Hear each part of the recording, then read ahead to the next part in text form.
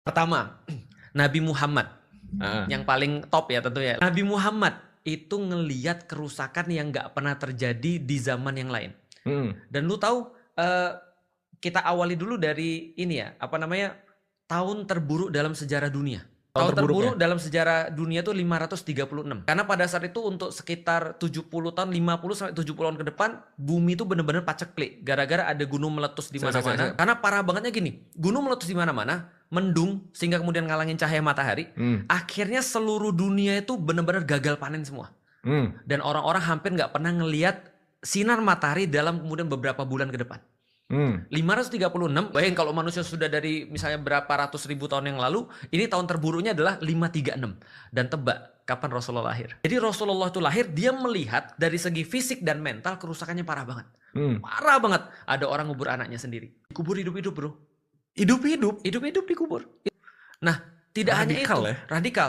Punya istri bisa 40 sampai 100. Lu bisa bayangin gak sih? Kalau contoh ya, kalau ketika seorang Arab mati yang punya istri banyak, istrinya diwariskan. Apapun yang Anda temukan sekarang masalah-masalah ada di masa Rasulullah SAW. Beliau naik ke Gua Hira untuk escape dari semua itu. Karena kalau kita tidak escape, kita nggak akan pernah lihat lebih terang dan lihat lebih jelas.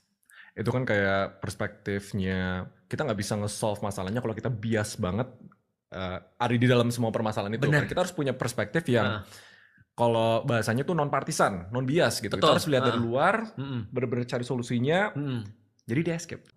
Oh ya? Rasulullah escape, lihat dari atas, bener-bener literally dari atas, dia bisa ngelihat Mekah seluruhnya dari Hira itu. Lalu kemudian dia ngelihat dari segi kemudian makna, apa sih yang menjadi permasalahan ini sebenarnya.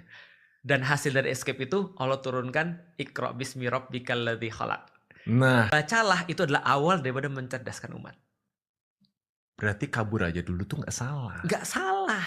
Karena nabi-nabi banyak kabur juga. Iya. Atau Nabi Musa. Musa pernah kabur. Ceritanya dia kan Musa orang istana. Musa tidak mau memanfaatkan fasilitas bapaknya dan dia tahu bahwasanya dia punya purpose.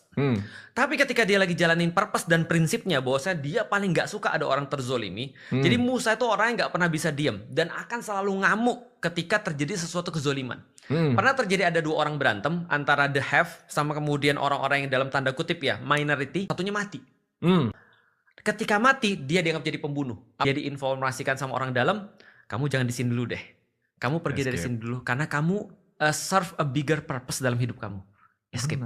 Dia pergi ke Madian. Jadi kabur itu adalah termasuk salah satu bagian budaya para nabi.